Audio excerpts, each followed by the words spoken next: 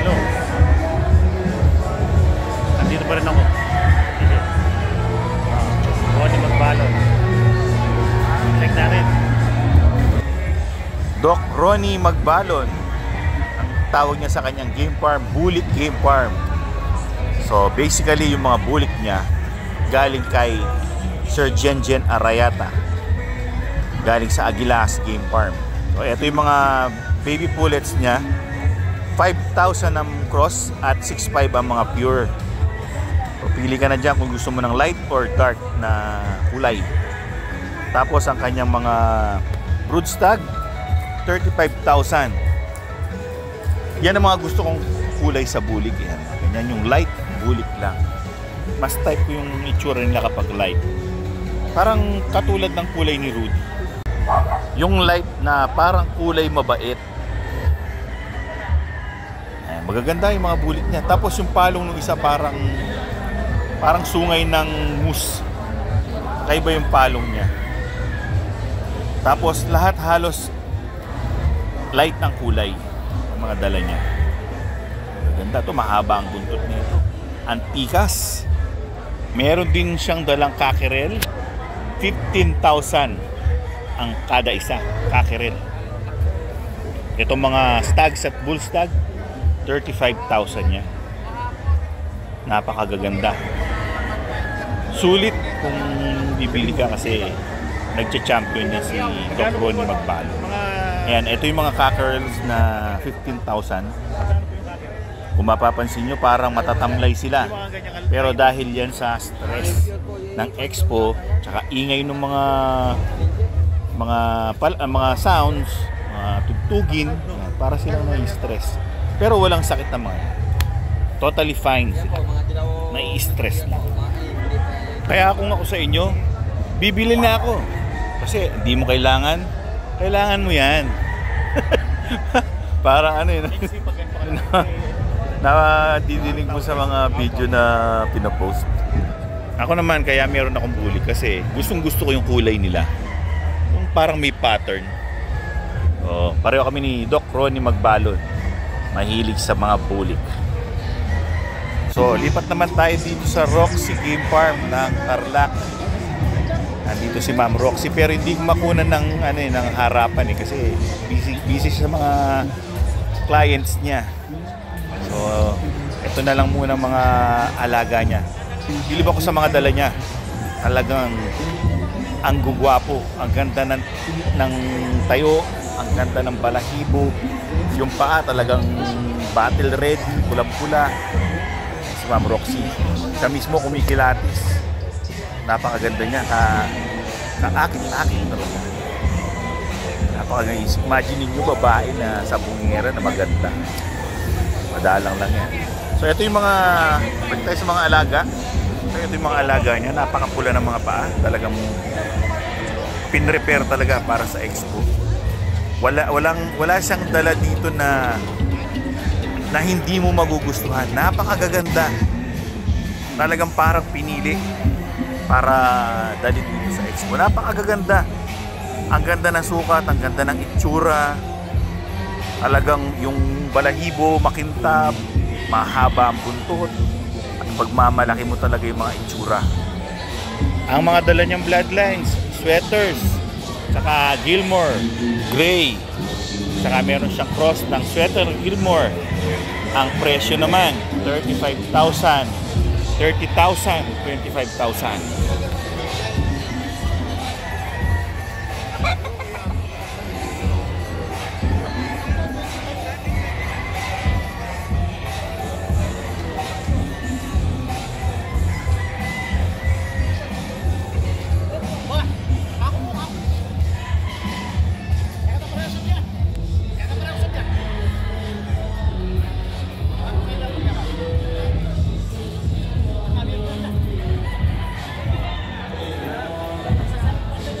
So lipat naman tayo dito sa mga Warhawk booth kung saan makikita natin yung mga dala ni Sir Jack Gagala.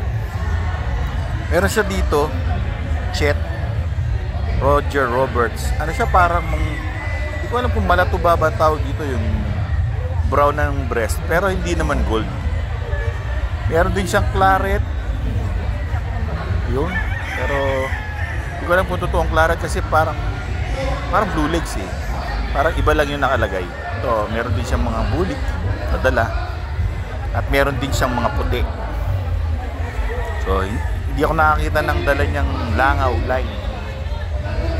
Yun. Hindi ko na natanong yung presyo kasi busy sila. So, dito naman tayo sa Winslet High Milim. Winslet Game Farm. So, meron siyang mga dalang mga parang mga stags pa lang ito na hatch. Busy sila dyan. Ang daming tao. Tapos marami din siyang dalang mga siso na month old. Ito 2 weeks old ata ito. Tapos ito yung month old sa kabila. Tignan natin sa kabilang dako. Meron naman presyo dyan. So, nakikita nyo naman dyan na napakamura ng mga dala niya. 600 bawat isa. Pipili ka na lang kung alin yung mapipili mo, kung babae o lalaki. Parang mix na yan sila dyan. Ikaw na lang kikilatis. Ito, meron din silang mga month old. Yan yung mga bloodlines na dala nila ng mga month old. So kung matyaga kayong mag-alaga katulad ko ng mga sisiw, pwede kayong pumili dyan at mura kapag sisiw.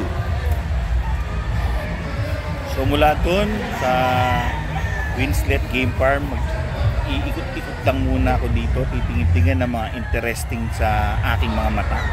Katulad nito. Yan, dito meron ditong puti na Zamboanga White.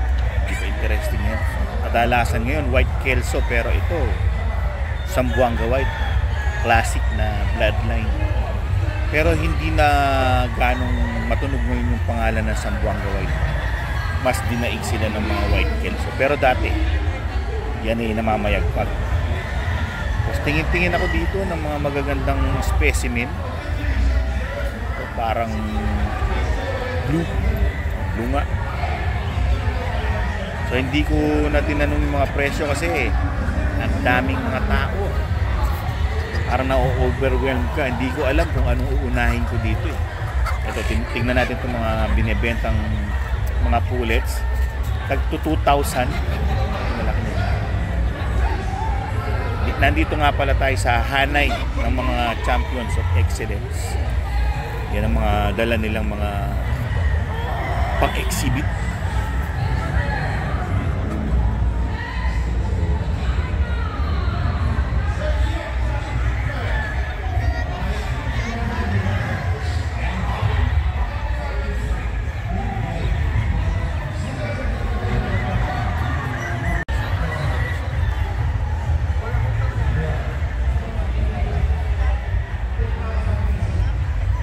So sa kakalakad ko mga kaibigan, may nadaanan ako dito. 500 pesos may maiuuwi ka ng sisiw. So nasa iyo na lang yan, aalagaan mo na lang yan. Siyempre mamahalin para kapag siya yung gamitin mo sa pagpapalahi, ibabalik niya sa iyo yung pagmamahal na binigay mo sa kanya. Bibigyan kanya ng magagaling na mga anak. O, di ba? Ito naman yung mga blacks. Tapos meron din silang ready to breed hatch Nelsons.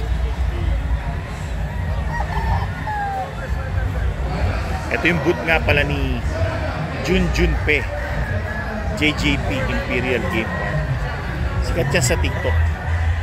So yung nilalakaran ko, mga hanay ito ng Champions of Excellence. Tingin-tingin lang ako dito. Ito yung mga nagkukumahog ng mga sisiw dahil hinuhuli yung kasama nila.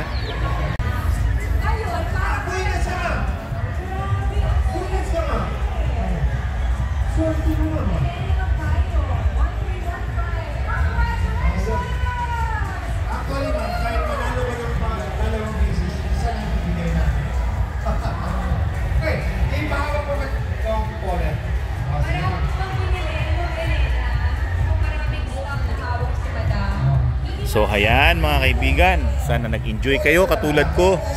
Kahit titingin-tingin lang tayo kasi Di tayo bumili ngayon. Pero si Aling Mimay bumili ng kanyang Firebird White Kelso Pullet.